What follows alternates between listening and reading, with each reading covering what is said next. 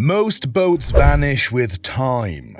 They rot, they sink, or they get scrapped for parts. But here's the kicker. A chosen few American powerhouses were built so tough they've outlived their owners, and sometimes even the companies that built them. This will blow your mind. These cruisers have stared down storms, survived decades of neglect, and still cruise through your waterways with the simple turn of a key. They aren't just boats, they're legends carved in mahogany and forged in fiberglass. They're survivors, and today we're counting down 15 vintage American cabin cruisers that last forever. The Catalina line was Chris-Craft's bread and butter in the late 70s and early 80s, and the 281 nailed the formula. About 28 feet long with a wide beam, it offered a roomy cabin with a V-berth, a galley, and a dinette that turned into extra sleeping space. In short, it was the perfect floating family camper. Power came from twin Chrysler or Crusader inboards, usually in the 270 to 300 horsepower range. They weren't the fastest hulls in the marina, but they were simple, reliable, and easy to maintain. Plenty of mechanics know these setups by heart, which is reassuring when you're a few miles offshore. Prices today usually sit in the mid-teens to low 20s. Find a clean freshwater example, and you'll see why so many families bought them new. They were the kind of boat where you packed sandwiches, loaded the kids, and headed out for the weekend without worrying about breaking anything more complicated than the ice chest. This is the Martinique Express Matthews 42, a vessel that perfectly balances luxury with raw power. This 42-footer from the legendary Matthews Boat Company represents the pinnacle of express cruiser design from the golden era of wooden boats. With its distinctive swept-back profile and gleaming mahogany hull, the Martinique turns heads even when docked. But don't let the classic looks fool you. Beneath that polished exterior lurks twin V8 engines, capable of pushing this beauty to speeds that would make modern fiberglass boats jealous. The craftsmanship is simply staggering. Hand-laid teak decks, custom brass fittings, and cabin woodwork that looks more like a luxury yacht than a day cruiser. What makes the Martinique truly special is its rarity. With only 7 ever built, spotting one is like witnessing maritime royalty. These boats weren't just transportation, they were statements. Floating masterpieces that showcased the owner's discerning taste and appreciation for nautical excellence. The Lyman 26 Cruisette is a slice of boating nostalgia, straight out of the 60s and 70s. Known for its lapstrake hull, it's instantly recognizable with those overlapping planks that gave Lyman boats their signature ride and seaworthiness. Families in the Great Lakes swore by these hulls because they cut through chop with ease. Inside, the Cruisette gave you a protected helm, a simple galley, and a cozy cabin with space for a weekend getaway. Many were fitted with small block V8s, enough to push the boat into the high teens without fuss. They weren't about speed, they were about enjoying the water with style. Today you'll find them either lovingly restored by enthusiasts or waiting under tarps for someone brave enough to bring the wood back to life. Prices run in the teens to mid-20s. Own one and you'll likely spend a lot of time at marinas talking to curious onlookers who just want to run their hand across that classic lapstrake hull. Now this will blow your mind. The best is still ahead. From aluminium beasts to fiberglass legends, the last few cruisers are the real showstoppers. Stick with us, hit subscribe, and let's keep going. If you grew up around marinas in the 1980s, chances are you've seen a Sea Ray 300 Sundancer. It was everywhere, and for good reason. Sea Ray built them tough, with layouts that felt modern then and still work today. You got a roomy cockpit, a bright salon, and even a mid-cabin, all packed into 30 feet. Most carried twin Mercruiser 5.7s, reliable small blocks that mechanics could fix in their sleep. They weren't rocket ships, but they cruised comfortably in the high teens or low 20s, which was plenty for family outings. Owners often recall piling in half the neighborhood for a Saturday run. with more bodies than life jackets and still somehow managing fine. Different times, different rules. These boats remain affordable, with prices hovering in the teens to low 20s. With so many built, parts and advice are everywhere. For boaters looking for a cabin cruiser that blends vintage charm with everyday practicality, the 300DA is still one of the easiest tickets into the lifestyle. Back in the 1950s, Chris-Craft had a knack for building boats that made middle-class families feel like royalty. The 28-foot Model 557 cabin cruiser was one of those gems. With its classic wood construction and bright work that glowed when freshly varnished, this boat was a ticket to weekends on the lake or long summer cruises down the coast.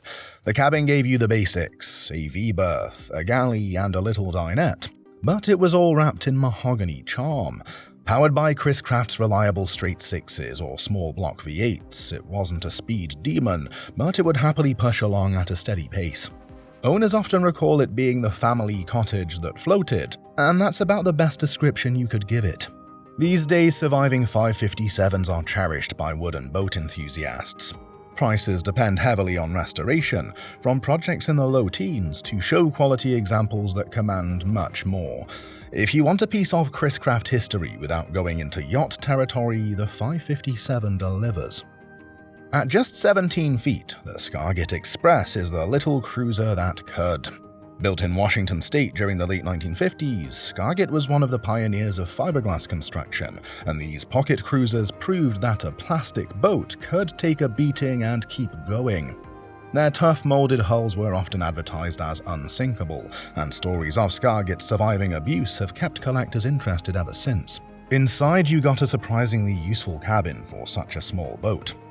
2 adults could tuck into the V-berth, and there was space for a camp stove and a porta-potty if you were really ambitious. It was simple, but it gave families a taste of true cruising without the price of a larger yacht. Engines varied, but many ran outboard power in the 70 to 100 horsepower range. Today, a Skagit 17-foot Express makes a great conversation starter at a marina. They're rare, affordable classics, usually trading in the single-digit thousands, but their historical importance in fiberglass cruising makes them special. The Blue Star 38 Sedan cruiser is one of those boats you don't forget once you've seen it. With its distinctive rounded transom and a hull built to handle rough water, it stood out in the 1960s and still turns heads today. Designed as a true sedan cruiser, it offered a large salon with wraparound windows, a lower helm, and plenty of living space for weekends or even extended cruising. Power usually came from twin inboards, often Chrysler or Detroit diesel units depending on the build. The hull gave it a steady, seaworthy ride that made it popular among boaters who ventured beyond the harbor. Owners often describe it as feeling bigger than 38 feet, thanks to its smart use of interior volume and deck space. Today, the Blue Star is a rare find, but highly prized by vintage boat lovers. They're not cheap to restore, but well-kept examples showcase the craftsmanship of mid-century American cruisers. It's a boat that combines style with substance, a classic you could still use for serious cruising. When Chris-Craft launched the Commander line in the mid-60s, it was all about proving fiberglass wasn't just a fad. The 36 Commander is one of the boats that cemented that reputation.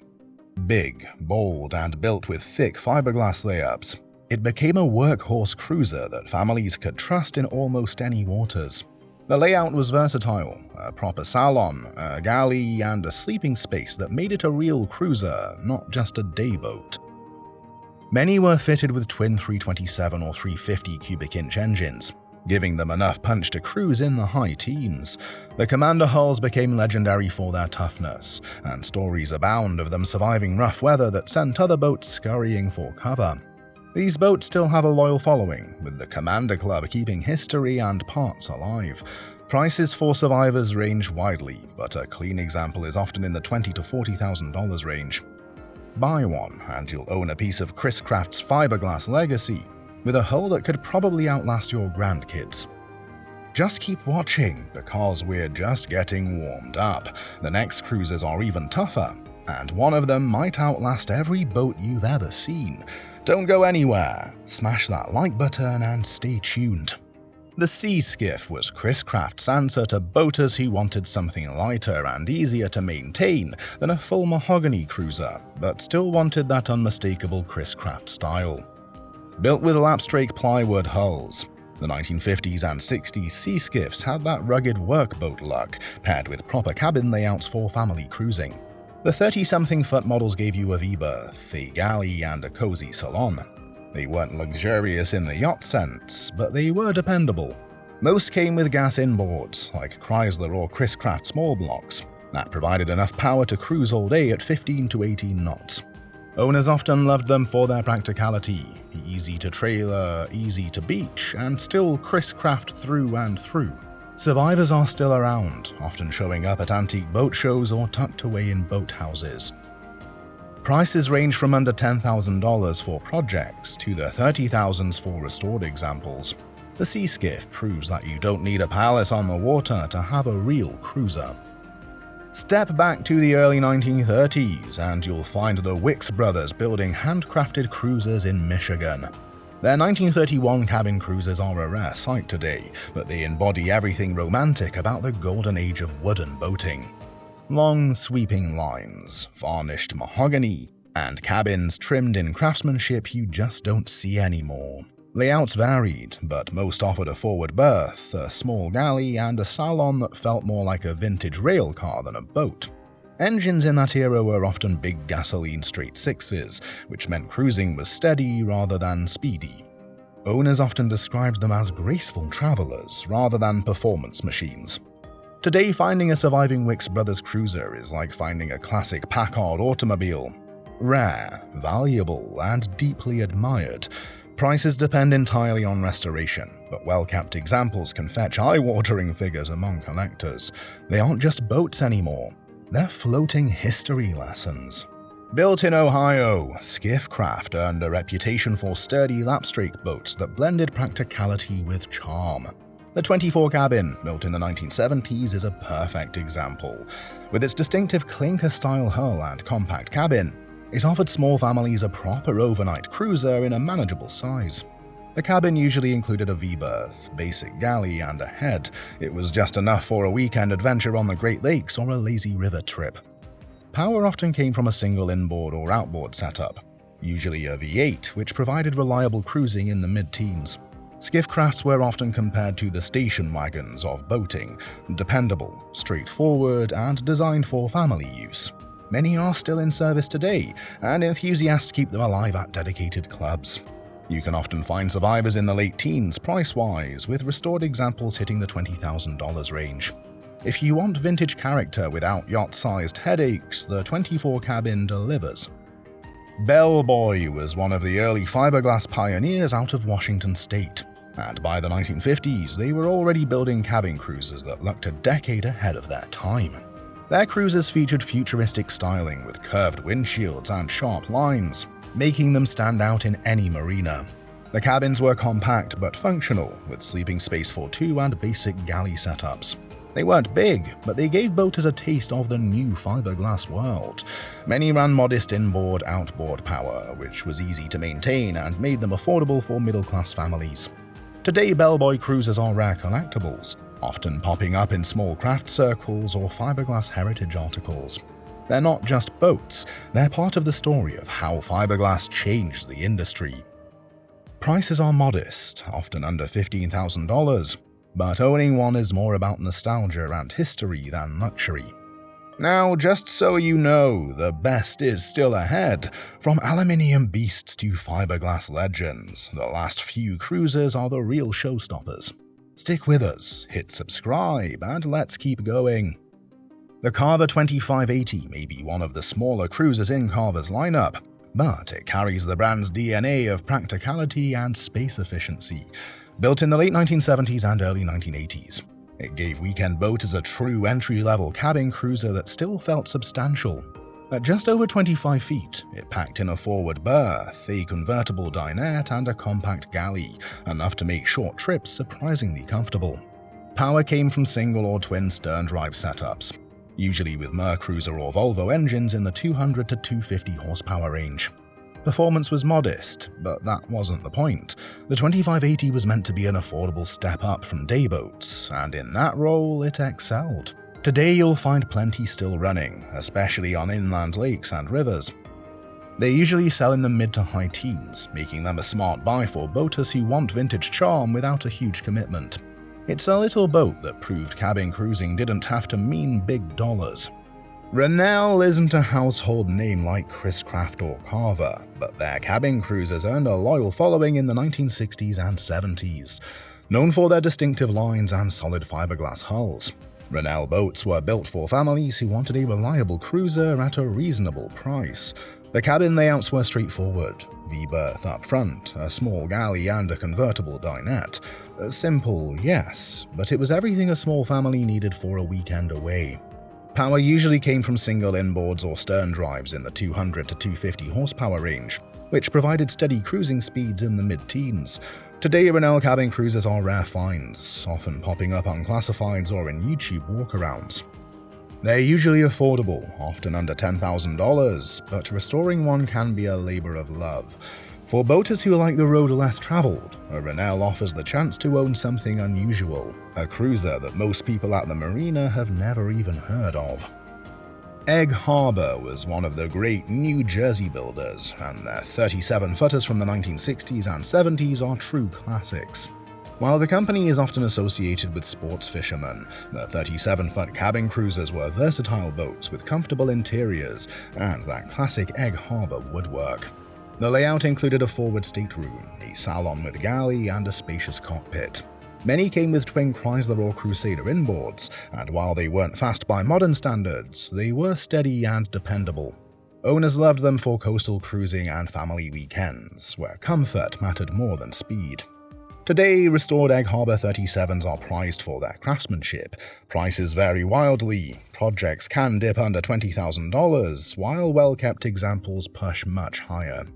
They're a reminder of an era when American boat builders weren't just making boats, they were making furniture that floated.